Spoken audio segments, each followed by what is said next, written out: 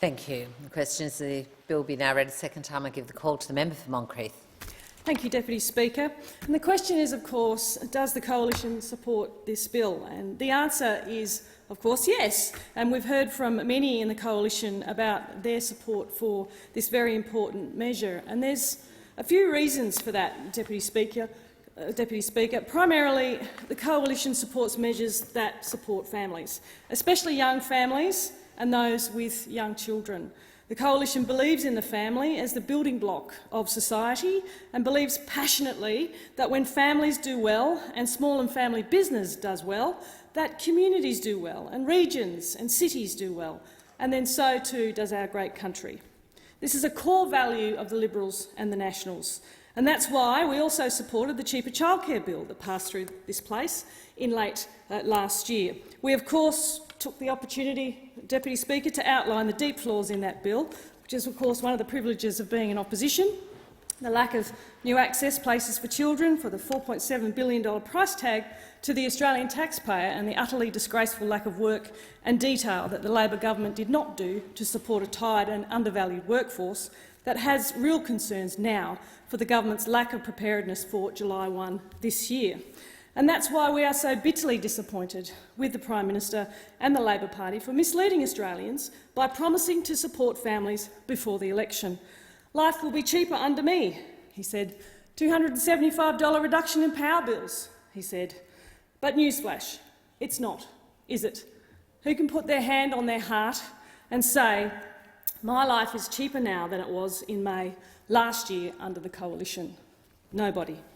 Inflation is at a 33-year high, and that's not bad luck, Deputy Speaker. That's Labor, as they always do when in government, making the situation worse for families and the cost of living. Higher interest rates are predicted to hit approximately 800,000 mortgage holders who will come off fixed-rate mortgages to virtually double their repayments to a variable rate, and that's going up further. It's an economic hot mess, Deputy Speaker. Make no bones about it, every decision this Labor government is making will impact cost of living expenses and so inflation. Life is not and will not be easier under Albanese. But importantly, this bill extends the paid parental leave scheme, or PPL measures, that the Coalition put in place in March last year, another one of our good policy ideas that Labor has taken and added to. It gives both parents more paid time with their newborns to build their family unit.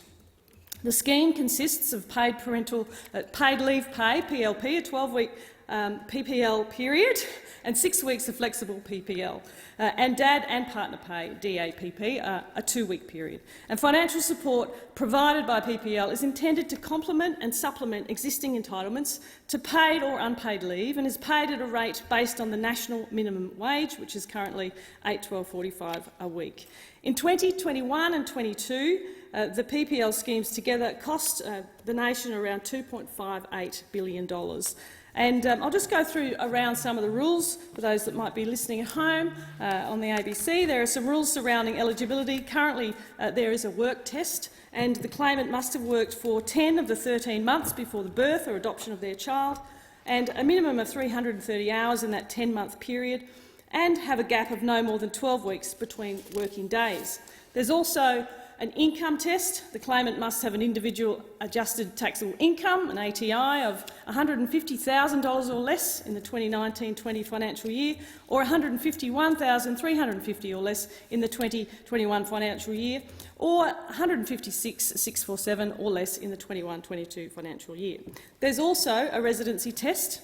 When their child is born or adopted, they must be living in Australia and have one of the following, that is Australian citizenship, a permanent visa, a special category visa, or other temporary approved visa. The Paid Parental Leave Amendment, this bill, makes amendments to the Paid Parental Leave Act, which the government says will make the payment more accessible, flexible and gender neutral. The bill provides amendments to extend the PLP from 18 weeks to 20 weeks from July 1. It will combine the PLP and DAPP, forming a single payment of 20 weeks that can be shared between parents, making that easier. This measure seeks to make sharing of parental leave between parents a central part of the scheme. 2 weeks of PLP will be reserved on a use-it-or-lose-it basis for each claimant. A claimant who does not have a partner at the time of the claim will be able to receive a maximum of 20 weeks PLP. It removes the notion also of primary, secondary and tertiary claimants.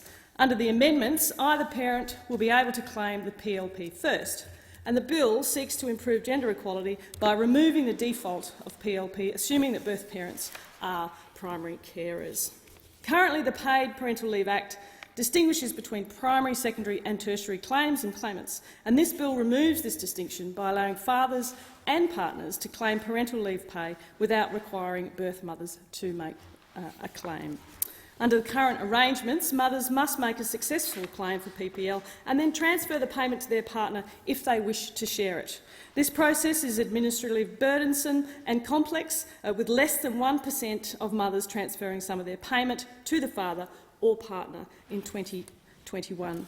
Eligible non-birth parents and partners can receive the PLP if the birth parent doesn't meet the income test, residency test or is serving a newly arrived resident's waiting period.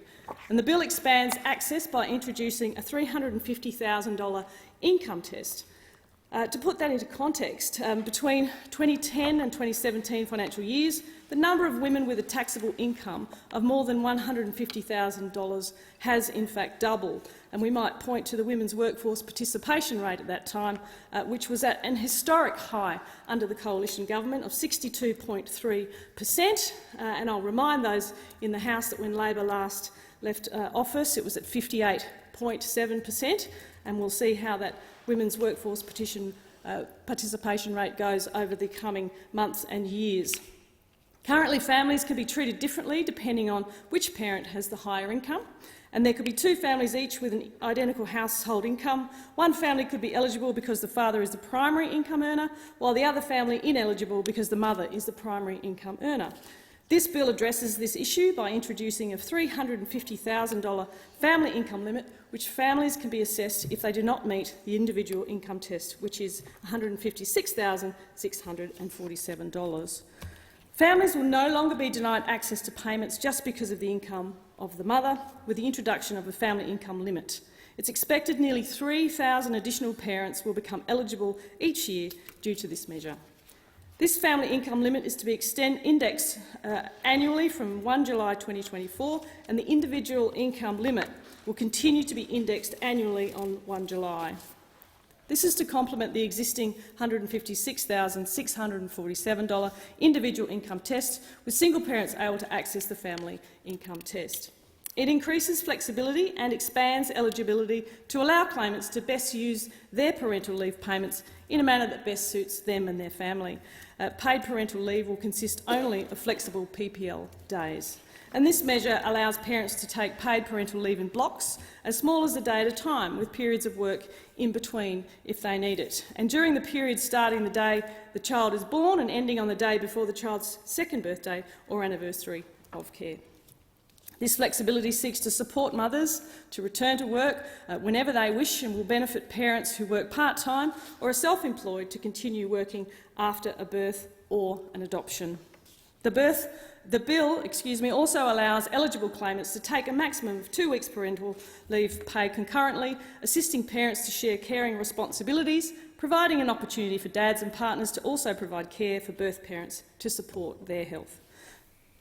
Concurrency is limited to ensure that parents are encouraged to return to work. This bill also expands eligibility to allow an eligible father or partner to receive parental leave pay regardless of whether the birth mother meets the income test, residency requirements or is serving a newly arrived resident's waiting period, as I outlined. So this bill extends the paid parental leave from 18 weeks to 20 weeks. It supports parents and children. Therefore, the Coalition supports the extension to our measures contained in this bill. And can I congratulate Labor for finally coming to the party on this very important measure for Australian families. Thank you, Deputy Speaker.